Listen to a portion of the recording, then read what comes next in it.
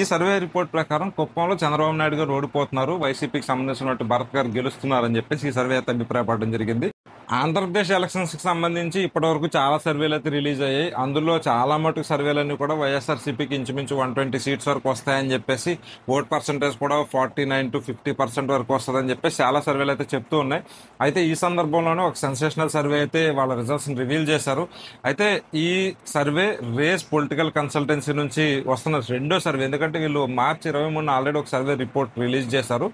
ఆ సర్వేలో వైఎస్ఆర్సీపీకి 109 సీట్ల వరకు వస్తాయని చెప్పేసి, రెండోసారి అధికారంలోకి వస్తారు అని చెప్పి మార్చి 23 అయితే ఒక సర్వే రిపోర్ట్ రిలీజ్ చేయడం జరిగింది. అయితే ఇప్పుడు లేటెస్ట్గా మార్చి 23 నుంచి ఏప్రిల్ 16 వరకు వాళ్ళు మళ్ళీ కండక్ట్ చేసినటువంటి సెకండ్ ఫేజ్ ఆఫ్ సర్వేలో లేటెస్ట్ రిజల్ట్స్ అయితే షాకింగ్ రిజల్ట్స్ని ఇస్తున్నాయని చెప్పాలి. ఎందుకంటే కొన్ని కీలకమైన స్థానాల్లో మార్పులు చేర్పులు జరగబోతున్నాయి. ఇంతకుముందు ఎక్స్పెక్ట్ చేసిన దానికన్నా కూడా కొంచెం డిఫరెంట్ ఫలితాలు రాబోతున్నాయని చెప్పేసి రేస్ సంస్థ అయితే వాళ్ళు వ్యక్తపరిచారు. అయితే వీళ్ళ క్రెడిబిలిటీ కానీ మనం చూసుకుంటే, తెలంగాణ ఎలక్షన్స్లో బీఆర్ఎస్ ఓడిపోతుంది, కాంగ్రెస్ గెలుస్తుందని చెప్పి వీళ్ళైతే సర్వే అప్రోప్రియేట్గా ఇవ్వగలిగారు. అదేవిధంగా వాళ్ళకి క్రెడిబిలిటీ పరంగా చూసుకుంటే బాగానే ఉంది. అంటే వాళ్ళు చెప్పిన సర్వే రిపోర్ట్స్ అయితే ఇంచుమించు మ్యాచ్ అవడం అలా ఉంది కాబట్టి ఈ సర్వేకి అయితే కొంచెం క్రెడిబిలిటీ ఉంది. అయితే వీళ్ళు చెప్తున్న సర్వే రిపోర్ట్ ప్రకారం ఇప్పుడు వాళ్ళ మార్చ్ 23 ఇచ్చిన రిపోర్ట్ని, ఇప్పుడు ఇచ్చిన రిపోర్ట్ని కూడా వాళ్ళు కంపారిటివ్గా వాళ్ళ రిపోర్ట్ని వాళ్ళే టాలీ చేసుకుని ఎవరి గ్రాఫ్ పెరిగింది ఎవరి గ్రాఫ్ తగ్గింది అనేది కూడా చెప్పడం జరిగిందనమాట. 2024 మార్చి 23 అయితే వైఎస్ఆర్సీపీకి 48.3 ఓట్ పర్సంటేజ్ ఉంది, టీడీపీకి 44.8% ఉంది, అదర్స్కి 2% ఉంది. అలాగే వైసీపీకి 109 స్థానాల వరకు వస్తాయని చెప్పేసి అప్పుడు సర్వే రిపోర్ట్ అయితే ఇవ్వడం జరిగింది. అయితే ఇప్పుడు ఏప్రిల్ 16 వచ్చిన సర్వే రిపోర్ట్ ప్రకారం వైఎస్ఆర్సీపీ గ్రాఫ్ అయితే ఇంకా పెరిగి వైసీపీకి 50.8% వరకు ఓట్ షేర్ ఉందని, టీడీపీ కొంచెం గ్రాఫ్ డౌన్ అయ్యి 43.3 43.3% తగ్గిందని, అదర్స్ మాత్రం 2% వరకు ఉందని చెప్పేసి ఈ సర్వే అభిప్రాయపడుతుంది.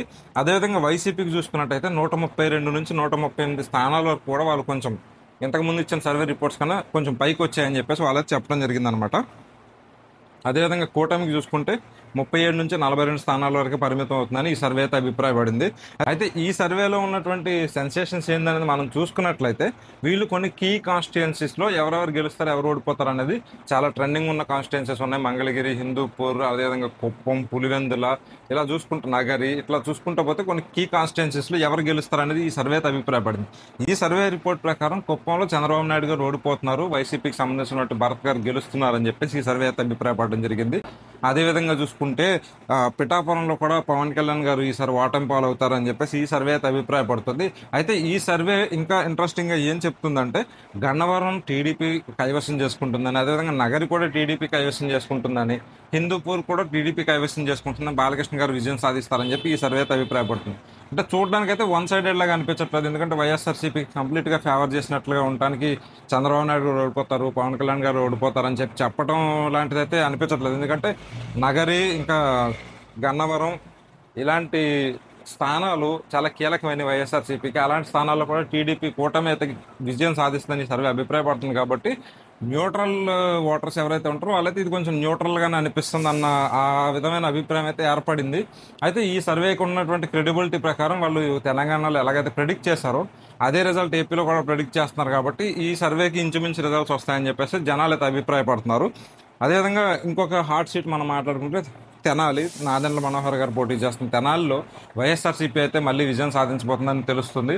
అయితే ఈ విధంగా చూసుకుంటే జనసేన కీలక స్థానాలను పిఠాపురం, తెనాలిలో అయితే వైఎస్ఆర్సీపీ ఘన విజయం సాధించబోతున్నట్లు, అదేవిధంగా కుప్పంలో కూడా వైఎస్ఆర్సీపీ తమ ప్రపంచాన్ని కొనసాగించబోతున్నట్లుగా ఈ సర్వే అయితే అభిప్రాయపడుతుంది.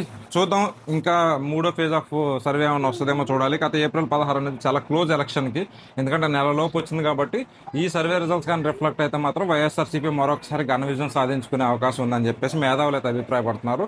ఎందుకంటే ఇంతకుముందు మనం చూసుకుంటే వైఎస్ఆర్సీపీకి ఇంతకుముందు 151 స్థానాలు వస్తే భారీగా తగ్గిపోతాయి, ఆ విజయానికి దగ్గరలో ఏమన్నా కొంచెం టఫ్ ఫైట్ నడుస్తుందన్న ఇనిషియల్ సర్వే రిపోర్ట్స్ ఉన్న పరిస్థితి నుంచి మళ్ళీ 132, 138 అంటే ఇంచుమించు పాత ప్రపంచానికి దగ్గరగా మ్యాచ్ అవుతున్నటువంటి సర్వే రిపోర్ట్స్ అయితే ఇందులో వస్తున్నాయి. కాబట్టి ఇది కూడా జగన్మోహన్ రెడ్డి గారి మీద దాడి జరగక ముందు, సో దాడి జరిగిన తర్వాత మళ్ళీ ఆయన గ్రాఫ్ ఏమైనా పెరిగిందా లేకపోతే గ్రాఫ్ ఏమైనా కొంచెం ఆల్టర్ అయిందా అనేది అయితే మనకి నెక్స్ట్ రాబోయే సర్వే రిపోర్ట్స్ అయితే తెలుస్తుంది. కాకపోతే ఇప్పుడైతే ప్రస్తుతానికైతే రేస్ సంస్థ ఇస్తున్న సర్వే రిపోర్ట్స్ ప్రకారం వైఎస్ఆర్సీపీ మరోసారి ఘన విజయం సాధించి జగన్మోహన్ రెడ్డి గారు రెండోసారి ముఖ్యమంత్రిగా ప్రమాణ స్వీకారం చేయడానికి సర్వం సిద్ధమైనట్టుగా ఈ రిపోర్ట్స్ అయితే అభిప్రాయపడుతున్నాయి.